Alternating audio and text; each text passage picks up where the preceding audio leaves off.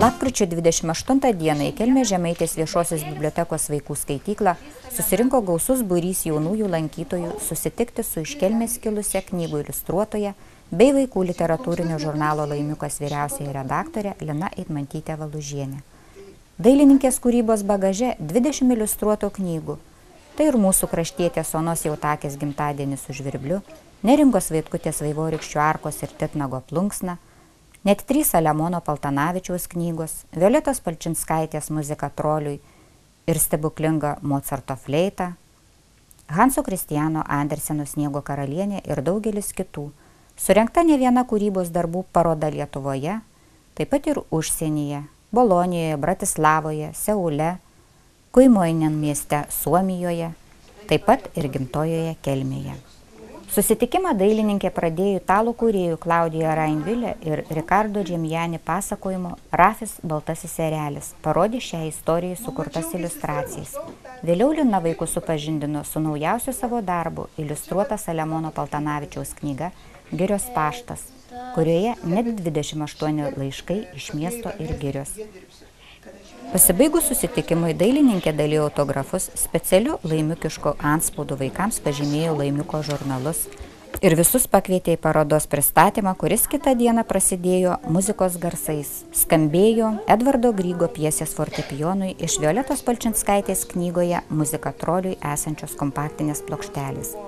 Kamilė ir Fausta Bankovskaitės paskaitė ištraukas iš knygų, kurias iliustravo Lina Eitmantytė Valužienė. Įspūdinga dailininkės paroda eksponuojama per 2 bibliotekos aukštus. Parodoje iliustracijos Saliamono Paltanavičiaus knygoms Labas, kaip gyveni ir Girios paštas, Neringos Vaitkutės Titnago plunksna ir Vaivorykščių arkos, Violetos Palčinskaitės muzika troliui ir kitoms knygoms. Šią parodą dailininkė paskyrė savo tėveliui, būtent jis tarė lemiamą žodį, kai teko rinktis savo kelią, muziką ar dailę, pasiūlęs dukrai rinktis tai, ką sako širdis. Pirmuosius žingsnius dailės pasaulyje Linai padėjo žengti mokytoja Irena Sabaitienė. Lina mielai sutiko būti Kelmės Žemaitės viešosios bibliotekos globėja ir padovanojo mažiesiems bibliotekos skaitytojams knygų anglų kalba. Visiems parodos dalyviams Lina palinkėjo, kad jie atrastų nors dalelę savo vaikystės džiugesio jos sukurtose vaikiškų knygų iliustracijose. Lina taip pat mielai sutiko atsakyti į keletą klausimų. Projektas bibliotekos pažangai, kuriame dalyvauja mūsų biblioteka, vykdo akciją Atrask vaikystės biblioteką. Ir jūs maloniai sutikote tapti mūsų bibliotekos globėja. Sakykite, ką jums tai reiškia? Iš tiesų labai nustebino pasiūlymas, bet man labai malonu, nes pati skaičiau šioje bibliotekoje nuo pirmųjų mokslo metų, kada mama atvedė mane į biblioteką ir jausiu dabar atsakomybę, rūpinsiuosi šio skyriumi dar labiau ir taip anksčiau užsukdavau ir bandysiu kiek įmanoma pagloboti, realiai skirti knygelių iš mūsų leidyklos. Norėčiau įkurti angliškų knygelių skyrelį vaikams. Su vaikais susitikimus surengsime. Manau, kad bendradarbiausime produktyviai ir džiugiai. Biblioteka kasmet vykdo projektą Lietuvių autoriai vaikams, kuriuo metu populiariname lietuvių autorių, lietuvių kūrėjų darbus, skatiname pažinti, kad vaikai pažintų lietuvių autorių kūrybą. Jūs dirbate leidykloje Nieko rimto, kuri taip pat labai daug prie to prisideda. Taip, gal galite truputėlį apie leidyklą, darbą, kaip atsirenkat gal autorius? Leidykla kaip tik šiemet atšventė nesenai gimtadienį, tai jau 13 metų leidyklai. Ir pradžioje ją įkūrė dabartinis vadovas su savo drauge, Arvydas Vereckis ir Sigutė Ach. Ir buvo pradžia tikrai labai, labai tokia minimali, nuo pirmosios knygutės, pirmieji atvirukai.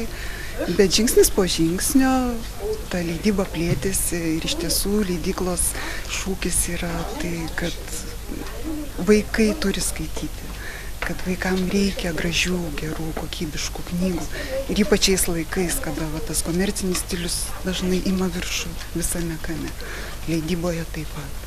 Tai mūsų leidykla Nieko rimto, kurioje aš jau dirbu nuo 2006 metų, labai stengiasi išlaikyti kokybiškų knygų leidybinę liniją ir leidžiame išimtinai tik knygas vaikam. Iš tiesų ten yra kažkokie tokie papildomi atributai, bet kas liečia knygų leidybą, esame vieninteliai Lietuvoje, kurie leidžiam tik vaikiškas knygas. Na ir jeigu tai yra vertimai, tai ieškome, kurie būtų gavę apdovanojimus, įvertinimus, kurie tikrai praturtintų Lietuvos vaikų skaitytojų bibliotekas ir namus, ir knygynus.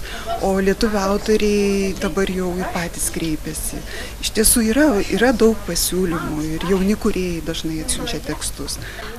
Kodėl vis dėlto užsienio autorius vaikai skaito labiau, užsienio autorių kūryba yra labiau mėgstama? Kodėl? Aš manau, kad tai yra dėl proporcijos paprasčiausiai, nes iš tiesų Lietuva yra maža ir, kaip minėjau, tų tikrai gerai rašančių autorių nėra daug. Mūsų vaikystės laikais ta pusiausvyra buvo turbūt vienodesnė, nes tarybiniais laikais buvo tikrai daug lietuvių autorių knygų ir jos buvo tikrai taip nemažiau skaitomas negu užsienio. O šiais laikais užsienio knygų rinka iš tiesų labai plačiai pasklidusi ir tikrai yra gerų knygų ir užsienio autorių. Aš manau, kad vis dėlto yra svarbiausia, kad vaikai pamiltų knygą, o jau po to jie suras ir lietuvių autorius ir iš tiesų skaitys juos. Pirmas žingsnis yra susidraugauti su knyga. Ir jeigu ta knyga gera, jinai ugdys jos skonį, jisai atras ir lietuvių autorius, kurie iš tiesų rašo gerai. Tik tai mūsų yra mažiau lietuvių apskritai, žiūrint pasauliniam kontekste, tai natūralu. Vakar turėjote susitikimą su vaikučiais mūsų bibliotekoje. Ką jums reiškia tokie susitikimai? Aš manau, kad kiekvienam kūrėjui, ypač kūrėjui, kuris dirba su vaikais, yra be galo svarbu matyti tuos, kurie priima jo kūrybą ir stebėti jų reakcijas, žinoti, kas jiem rūpi, kas jiem įdomu. Ir tu geriau tada gali juos pažindamas, geriau atskleisti tą knygos turinį, kaip konkrečiu atveju aš iliustruoju tekstus, ar ne, puošiu tas knygas, aprengiu, kad jos taptų vaikam patrauklesnės. O kita vertus tai yra didžiulis džiaugsmas ir malonumas pamatyti, kaip jie džiaugiasi, kaip jie domisi, kaip jiem patinka, kaip jie stebisi, kaip jie klausinėja. Ir tai suteikia tikrai daug jėgų ir paskatos tolimesniai kūrybai. O šiuo atveju dar sugrįžti į gimtąjį miestą, ar ne? Žinoma. Ačiū, Lina. Prašau.